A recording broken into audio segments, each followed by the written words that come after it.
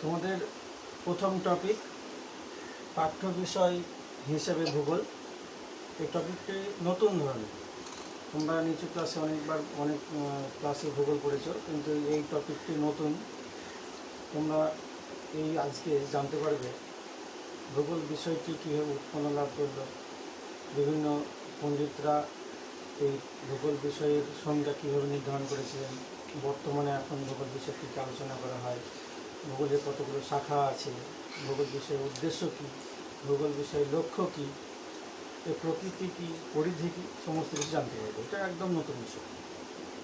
আমরা শুরু করছি। প্রথম টপিক পাঠ্য বিষয় হিসাবে ভূগোল। এর দুটো পার্টে পড়াবো, অর্থাৎ দুটি ক্লাসে পড়াবো, একটি পার্ট 1, একটা পার্ট 2। পার্ট 2-এ আমরা বিভিন্ন শাখাগুলো নিয়ে পড়বো ভূগোলে। আমরা প্রথম টপিকটাই পড়ি, অর্থাৎ প্রথম পার্টটাই পড়ি ভূগোল বিষয়ের অর্থ কী। মোটামুটিভাবে 324 খ্রিস্টপূর্বাব্দে গ্রিক পণ্ডিত এরাক্লোস্থেনিস প্রথম জিওগ্রাফিকা শব্দটি ব্যবহার করেছিলেন। এর অর্থ হচ্ছে, এর যদি ইংরেজি প্রতিশব্দ করা যায় তাহলে নাম হবে জিওগ্রাফি। অর্থাৎ দুটো শব্দ থেকে জিওগ্রাফি উৎপন্ন, একটা জিও, একটা গ্র্যাফোস। জিও মানে হচ্ছে পৃথিবী, আর গ্র্যাফোস মানে হচ্ছে বর্ণনা, অর্থাৎ পৃথিবীর বর্ণনা। তাহলে পৃথিবীর বর্ণনা বলতে পৃথিবীতে কী এমন জিনিস যেটা বাদ দেওয়া যায়, কিছুই বাদ দেওয়া যায় না। অর্থাৎ পৃথিবীর ওপরে যত নদ নদী আছে, জলবায়ু আছে, যত ধরনের জলবায়ু আছে, স্বাভাবিক উদ্ভিদ আছে, যত ধরনের বসতি আছে, যত ধরনের পাহাড় পর্বত আছে, সমস্ত কিছুর বর্ণনা হয় ভূগোলে। তাহলে ভূগোলে যদি এত কিছু সব কিছুর বর্ণনা করা যায়, তাহলে তো অন্য সাবজেক্টের আর দরকারই হয় না। তাহলে আমাদের জানতে হবে ভূগোলের তাৎপর্যটা কী।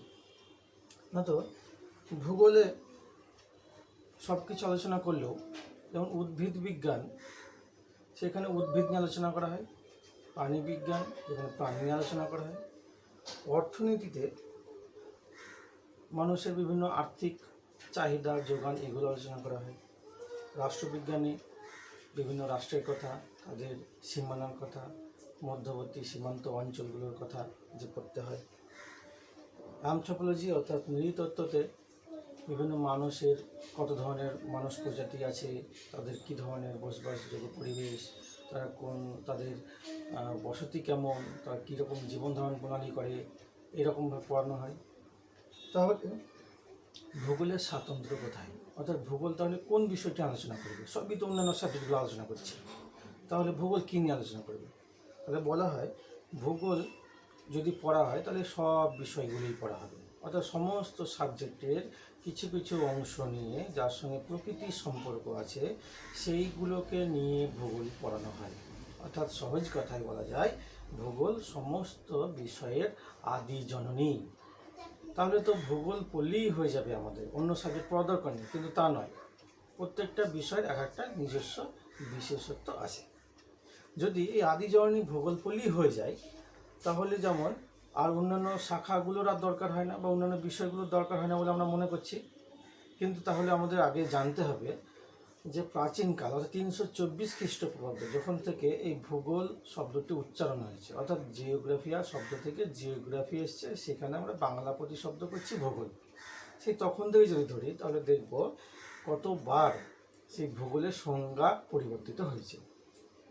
আমরা প্রথমে দেখে নেব স্ট্র্যাবো এবং টলেমির কথা, যেটা খ্রিস্টপূর্বাব্দ প্রায় 24 খ্রিস্টপূর্বাব্দ থেকে প্রায় 63 খ্রিস্টপূর্বাব্দের সময়কালে। তা ওনারা কী বলেছেন, তো পৃথিবীতে বিভিন্ন জায়গার অবস্থান এবং সেগুলির পারস্পরিক সম্পর্ক আলোচনা করা হবে ভূগোলে। ইমানুয়েল কান্ট, যিনি একজন জার্মান, সেই ইমানুয়েল কান্ট কী বলেছেন, তো পৃথিবীর বিভিন্ন অংশে যে বৈচিত্র্য দেখা যায়, ভূগোলে যেমন তার ব্যাখ্যা থাকে, তেমনি বিভিন্ন ঘটনাবলী এবং তাদের সক্রিয় সম্পর্কসমূহকে এখানে বিশেষ গুরুত্ব দেওয়া হয়। আধুনিক ভূগোলের জনক, যাকে হাম্বোল্টকে বলা হয়, সে হাম্বোল্ট কী বলছেন ভূগোল হলো এমন একটি বিজ্ঞান যা প্রকৃতির সঙ্গে যুক্ত এবং পৃথিবীতে যা কিছু দেখা যায় তার সমীক্ষা ও বর্ণনা করা হয়।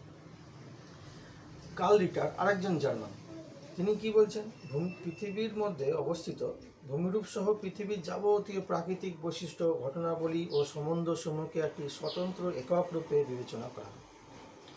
ফন লিট্টোফেন বলছেন, ভূপৃষ্ঠের সঙ্গে কার্যকারণ সূত্রে সম্পর্কযুক্ত যাবতীয় বস্তু ও ঘটনা আলোচিত হয়। ভিতাল দালাব্লাস ইনি কি বলছেন? ইনি বলছেন, পৃথিবীর যে অংশে কঠিন, তরল ও বায়বীয় পদার্থসমূহ মিলিত হয়েছে, অর্থাৎ শিলামণ্ডল, সেখানে যত ধরনের ঘটনা সমাবেশ ঘটে সে সবই ভূগোলে অনুসন্ধান ও আলোচনার ক্ষেত্র। আর এই সব ঘটনার অবস্থান এবং বন্টনের দৃষ্টিকোণ থেকেই ভূগোলের ঘটনাসমূহের অনুসন্ধান আলোচনা করা হয়। হার্সন বলছেন, ভূগোল হলো এমন একটি বিষয় যার মধ্যে মানুষের বাসভূমি রূপে বৈচিত্র্যময় ভূপৃষ্ঠের বর্ণনা ও ব্যাখ্যা দেওয়ার চেষ্টা করা হয়।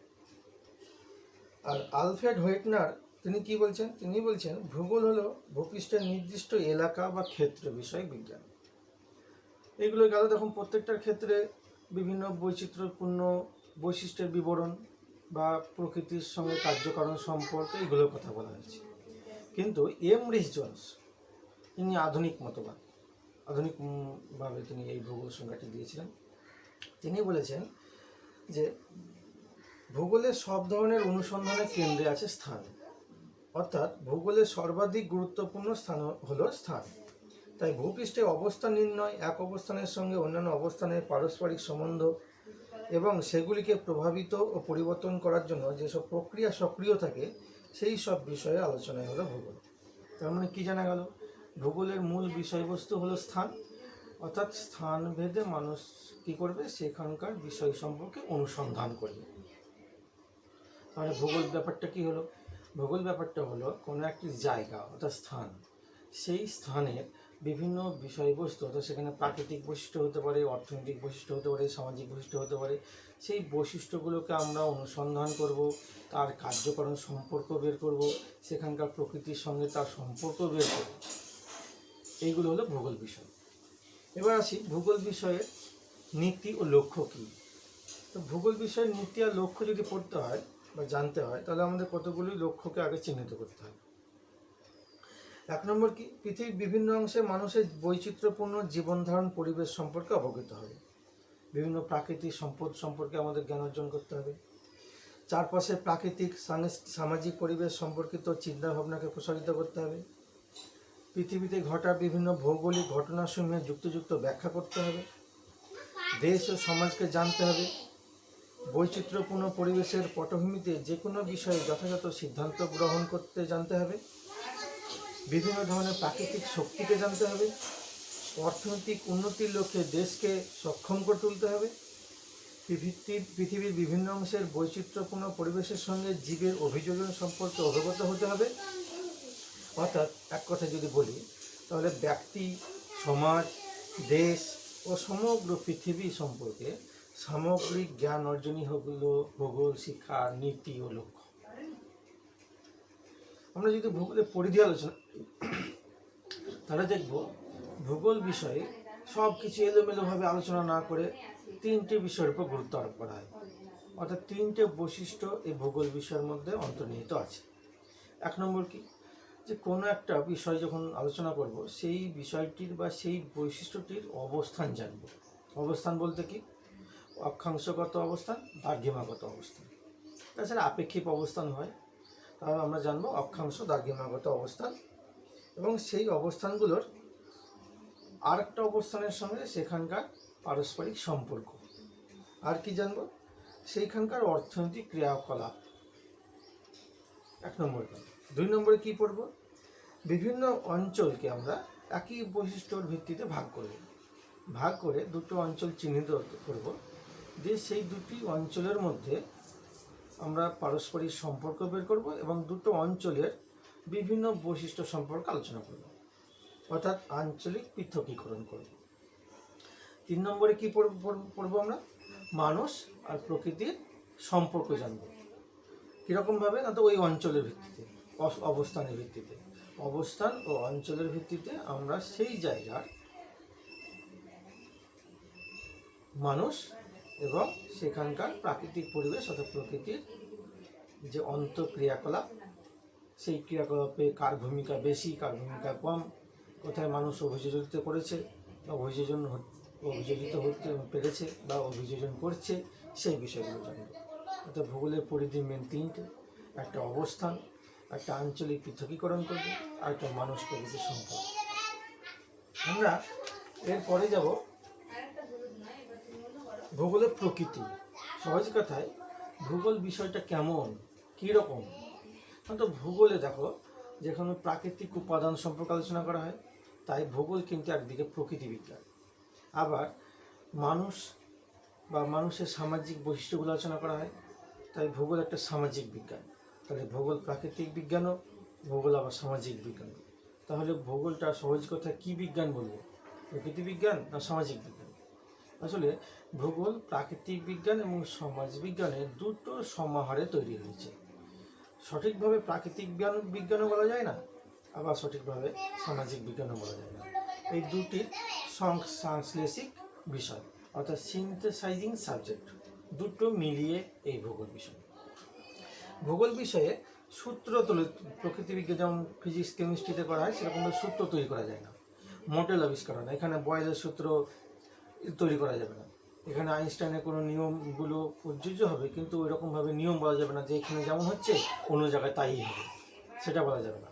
অর্থাৎ সূত্র তৈরি করা যায় না, কিন্তু সেই অঞ্চলে বা সেই ক্ষেত্র বিষয়ে কীরকমভাবে সেই কার্যকারণ সম্পর্ক গড়ে উঠেছে সেইটা সম্পর্কে অভিজ্ঞতা অর্জন করতে হবে, অনুসন্ধান করতে হবে, দিয়ে সেই সম্পর্কে বিবরণ দেওয়া যায়। এবং বলা যায় যে অন্যান্য জায়গায় এইরকম বৈশিষ্ট্য বা এরকম ধরনের হলে এই বৈশিষ্ট্যগুলো উঠে আসবে বলা যেতে পারে। তবে সেটা 100% এইরকমই হবে এরকম বলা যায় না, অঞ্চল ভেদে আলাদা হয়ে যেতে পারে।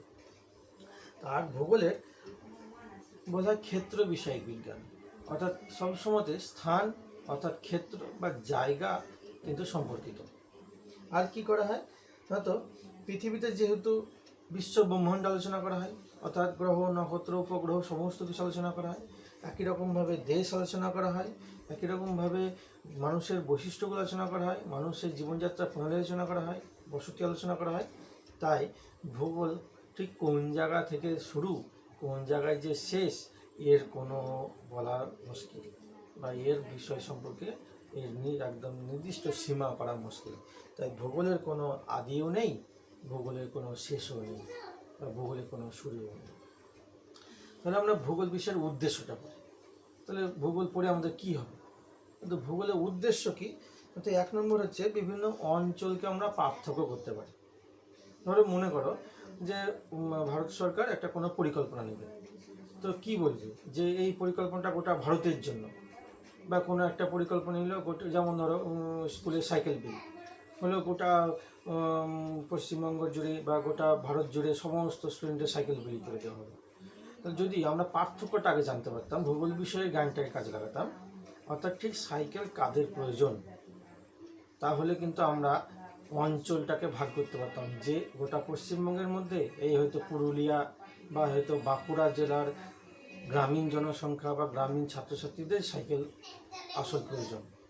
তাহলে আমরা যদি সেই অঞ্চল ভেদে এই বিষয়টি আলোচনা করতাম বা যদি সেই রকমভাবে পরিকল্পনা নিতাম, তাহলে আমাদের এত অপচয় হতো না। যাদের দরকার নেই তাদেরও হয়ে যাচ্ছে, যে তারা তখন কী করছে, বাজারে বিক্রি করে দিচ্ছে। তাহলে আমরা কী করতাম, অঞ্চল অর্থাৎ ভূগোলের জ্ঞানটাকে কাজে লাগাতে পারিনি। তাহলে ভূগোলের উদ্দেশ্যটা কি, এই অঞ্চলগুলোকে আলাদা করা, অঞ্চলগুলোকে চিহ্নিত করা। 2 নম্বর কি, বিভিন্ন ভৌগোলিক ঘটনা যেগুলো ঘটে আছে তার কার্যকারণ সম্বন্ধে আলোচনা করা। অর্থাৎ কোনো জায়গায় যদি ধস নামে বা কোনো জায়গায় যদি ভূমিকম্প হয়, এই ভূমিকম্পে কত ক্ষয়ক্ষতি হয়েছে, রিক্টার স্কেলের মাত্রা কত ছিল, এইগুলো না সেগুলো শুধু পড়বই, কিন্তু তার সঙ্গে পড়বো আমরা সেখানে কেন ভূমিকম্প হয়েছে, সেখানকার সঙ্গে প্রকৃতির সম্পর্কে বা মানুষের সম্পর্কে, অর্থাৎ কী আমার প্রাকৃতিক কারণে হয়েছে না মানুষ গঠিত কারণে হয়েছে। মনুষ্য গঠিত কারণে হয়েছে, তো কেন হয়েছে, মানুষ কী এমন কাজ করেছে যে তার জন্য এখানে ভূমিকম্প হলো বা ধস হলো, অর্থাৎ সেই কার্যকরণ সম্পর্ক আমরা জানব। আর কি জানব, প্রকৃতি ও মানুষের পারস্পরিক সম্পর্কটা আমরা আলাদা আলোচনা করে না করে এই মানুষ আর প্রকৃতিকে একটা অখণ্ড বিষয় হিসেবে আলোচনা করব। অর্থাৎ প্রকৃতি মানুষকে আলাদা করবে না, প্রকৃতি ভিন্ন, মানুষ যেমন থাকতে পারবে না, যেহেতু প্রকৃতির একটা অঙ্গ মানুষ, তাই মানুষ আর প্রকৃতিকে আলাদা করতে পারবো না। আর কি করব, যে মানুষের যে তৈরি করা বিভিন্ন সামাজিক সংগঠন, অর্থাৎ গ্রাম শহর আবার শহরের উপকণ্ঠ, সেইগুলোতে গ্রাম আর শহরের মানুষের যে সংযোগ ঘটে, সেই সংযোগগুলো সম্পর্কে আমরা অধ্যয়ন করব। আর কি করবো না, 3 ধরনের প্রশ্ন আমরা তুলে ধরবো। এক হচ্ছে কি, কোথায় এবং কেন। অর্থাৎ কোনো বিষয় বা কোনো প্রাকৃতিক বৈশিষ্ট্য বা সামাজিক বৈশিষ্ট্য সেগুলোকে আমরা চিহ্নিত করব, সেগুলো আমরা শনাক্ত করব, অর্থাৎ কী জানবো, এবং সেগুলো বন্টন কেমনভাবে হয়েছে সেগুলো জানবো, অর্থাৎ কোথায় কোথায় সেইগুলো আছে। তো হয়েছে তো সেখানে কেন হয়েছে, অর্থাৎ জনবসতি সেখানে অধিক জনবসতি, কেন সেখানে অধিক জনবসতি, যেখানে বিক্ষিপ্ত জনবসতি তো সেখানে বিক্ষিপ্ত জনবসতি কেন, রৈখিক বসতি তো রৈখিক বসতি কেন, বা পিণ্ডাকৃতি বসতি তো সেখানে পিণ্ডাকৃতি কেন হয়েছে, অর্থাৎ আমরা কোথায় জানবো। এবং লাস্টে জানবো কেন, অর্থাৎ সেটা সম্পর্কে অনুসন্ধান করব। আর কি করব, তার ব্যাখ্যা করব। অর্থাৎ ভূগোলের উদ্দেশ্য তাহলে কী দাঁড়ালো, এক হচ্ছে অঞ্চলকে আমরা পার্থক্য করব, পার্থক্যর ভিত্তিতে আমরা অঞ্চলগুলোকে আলাদা করব। আর কি করব, বিভিন্ন কার্যক্রম সম্বন্ধগুলো ব্যাখ্যা করব। প্রকৃতি মানুষকে আলাদা না করে একটা অখণ্ড বিষয় হিসেবে আলোচনা করব। আর কি সামাজিক সংগঠন, সামাজিক সংযোগ সম্পর্কে আমরা অধ্যয়ন করব। আর 3 ধরনের প্রশ্নের উপর আমরা গুরুত্ব আরোপ করবো। এক হচ্ছে কি, কোথায় এবং কেন। যদি এতগুলো আলোচনা করা হয় তাহলে আমাদের কিন্তু একটা বিষয় আমাদের এখনো ক্লিয়ার হয়নি, সেটা হচ্ছে ভূগোল প্রকৃতি বিজ্ঞান হলো না সামাজিক বিজ্ঞান হলো। তো ভূগোলে যেহেতু প্রাকৃতিক বিষয়গুলো আলোচনা করা হয়, তাই জন্য ভূগোল এক ধরনের প্রকৃতি বিজ্ঞান। আবার এই ভূগোলের মধ্যেই উদ্ভিদ, প্রাণী, মানুষ এগুলো নিয়ে আলোচনা করা হয়, তাই ভূগোল কিন্তু একদিকে জীববিজ্ঞান। আবার বিভিন্ন সামাজিক বৈশিষ্ট্য, অর্থাৎ জনসংখ্যা, কত ধরনের বসতি এগুলো রয়েছে সেগুলোর উপরে, বিভিন্ন আর্থিক বিষয়গুলোর উপরে, বিভিন্ন দেশ মহাদেশ সম্পর্কে, অর্থাৎ বিভিন্ন সামাজিক বিষয় নিয়ে আলোচনা করব। তার জন্য ভূগোল এক ধরনের সামাজিক বিজ্ঞান। তাই এই 3টে বিজ্ঞানের ভিত্তিতে ভূগোলকে আলাদা না করে 3টে বিষয়ের মধ্যে ভূগোল ছড়িয়ে আছে। অর্থাৎ ভূগোল প্রাকৃতিক বিজ্ঞান, জীববিজ্ঞান, সামাজিক বিজ্ঞানের সংশ্লিষ্ট রূপ, অর্থাৎ সিনথেসাইজিং সাবজেক্ট। তার জন্য বলা হয় ভূগোল হলো প্রাকৃতিক বিজ্ঞান, জীববিজ্ঞান ও সমাজবিজ্ঞানের সমাহারে গড়ে ওঠা এক সমষ্টিভূত বা সংশ্লেষিত বিষয়। বর্তমান যুগে এত পরিবহন ব্যবস্থা, অর্থাৎ বিমান পরিবহন, রেল পরিবহন, জল পরিবহন ব্যবস্থা এত উন্নতি লাভ করেছে, বর্তমানে ইন্টারনেটের যুগে গোটা পৃথিবী মানুষের হাতের মুঠোয়। তাই গোটা পৃথিবীকে আর ওই দেশ মহাদেশ এরকম করে ভাগ না করে বলা যায় ভূগোল, এই পৃথিবী হলো এখন বর্তমানে ভুবন গ্রাম, অর্থাৎ বলা হয় গ্লোবাল ভিলেজ, অর্থাৎ গোটা পৃথিবী মানুষের হাতের মুঠোয় ইন্টারনেটের যুগে। অর্থাৎ ভূগোল তৈরি হয়েছে একটা পৃথিবী তৈরি হয়েছে একটি ভুবন গ্রাম। তাই এই 3টে বিজ্ঞানের ভিত্তিতে তাহলে ভূগোলে কি পড়বে, 3টে বিজ্ঞান একসঙ্গে পড়বে তা নয়। তার জন্য ভূগোলে প্রচুর শাখা তৈরি হয়েছে। তার প্রধান 3টে শাখা হয়েছে প্রকৃতি বিজ্ঞানের সঙ্গে সম্পর্কিত ভূগোলের যে অংশ, সে অংশটাকে বলছে প্রাকৃতিক ভূগোল। জীববিজ্ঞানের সম্পর্কিত ভূগোলের যেসব বিষয় সেগুলোকে বলছে জীব ভূগোল। আর সামাজিক বিজ্ঞানের সঙ্গে যেমন অর্থনীতি, ইতিহাস, সমাজবিদ্যা, নৃতত্ত্ব সেগুলোর সঙ্গে সম্পর্কিত যে ভূগোলের যে অংশটুকু সেইটুকু আলোচনা করা হয় সামাজিক ভূগোলে বা মানবীয় ভূগোলে। তাহলে ভূগোলের 3টে পার্ট হলো কি কি, একটা হলো প্রাকৃতিক ভূগোল, একটা হলো জীব ভূগোল, আর একটা হলো মানবীয় ভূগোল। অর্থাৎ এই 3টে ভূগোল বা 3টে শাখা হলো ভূগোলের মূল 3টি শাখা। এবার পরবর্তীকালে যখন এইগুলো নিয়ে আরও আলোচনা হয়েছে, আরও যখন বিস্তৃতভাবে আলোচনা করা হয়েছে, তখন এই 3টে শাখার আবার প্রচুর উপশাখা হয়েছে। এটা আমরা 2য় ক্লাসে যাব। তাহলে আজকের ক্লাসে কী জানলাম, তো ভূগোল অর্থ কী, ভূগোল বিষয়ে বা ভূগোলের অর্থ কী, সহজ কথায় পৃথিবীর বর্ণনা। দ্বিতীয় এসেছি যে ভূগোলের তাৎপর্য কী। তারপরে বললাম যে বিভিন্ন পণ্ডিত লোকেদের, কারণ তখন ভূগোলবিদ বলা হতো না, কারণ তখন ভূগোল সাবজেক্ট বলে কিছু ছিল না, তাই তখনকার হচ্ছে পণ্ডিত বলা হতো, তখন ভূগোলবিদ বলা হতো না। তাই বিভিন্ন পণ্ডিত, অর্থাৎ স্ট্যাবো, টলেমির কথা, ইমানুয়েল কান্টের, হামবোল্টের কথা, কার্ল রিটারের কথা, ভিটাল দ্য লাপ্লাসের কথা, হার্সনের কথা, হেটনারের কথা, এমরিস জোনসের সংজ্ঞা আমরা জানলাম। তো ভূগোল বিষয়ে তারা কী কী বলে গেছেন। ভূগোলের শিক্ষার নীতি আর লক্ষ্য জানলাম, অর্থাৎ ভূগোল বিষয় কেন পড়ব, ভূগোলের পরিধি, অর্থাৎ ভূগোল কতটুকু বিষয় নিয়ে আলোচনা করে, অর্থাৎ কত দূর তার বিস্তার, আর ভূগোলের প্রকৃতি অর্থাৎ ভূগোল বিষয়টি কেমন বা এটা কী রকম, বিজ্ঞান না কী, সেইগুলো। আর জানলাম ভূগোলের উদ্দেশ্য কী, অর্থাৎ ভূগোল পড়ার উদ্দেশ্য কী, ভূগোলের মধ্যে কী পড়ানো হয়। আর কি, ভূগোল একটি সমষ্টিগত বিষয়, এটা আমাদের লাস্ট কনক্লুশনে দাঁড়ালো, যে সমস্ত কিছু জানার পরে জানলাম যে ভূগোল কোনো একটি আলাদাভাবে অন্যান্য বিজ্ঞানের মতো নির্দিষ্ট অংশ নিয়ে আলোচনা করে না। তাই ভূগোল সমস্ত বিষয়ের আদি জননী, তাই ভূগোল হচ্ছে একটি সমষ্টিগত বিষয় সমস্ত বিজ্ঞানের। আজকে এই পর্যন্তই। আমরা দ্বিতীয় ক্লাস অর্থাৎ পার্ট 2-এ যাবো আমরা এই একই টপিকের পাঠ্য বিষয় হিসাবে ভূগোল, এরই এই টপিকটিকে আমরা দ্বিতীয় পার্ট যাব, যেখানে পড়ানো হবে ভূগোলের বিভিন্ন শাখাগুলো, অর্থাৎ যে 3টি শাখার কথা বললাম, প্রাকৃতিক ভূগোল, জীব ভূগোল, মানবীয় ভূগোল, এই 3টি শাখার আবার কতগুলো শাখা হয়েছে, তাদের সঙ্গে বিভিন্ন প্রাকৃতিক বিজ্ঞানের সঙ্গে কীভাবে সম্পর্কিত, অর্থাৎ কোন প্রাকৃতিক বিজ্ঞানের সম্পর্কের জন্য কোন ভূগোলের শাখাটি তৈরি হয়েছে, এটা আমরা তৃতীয় ক্লাসে যাবো, অর্থাৎ পার্ট 2। আজকে এই পর্যন্ত।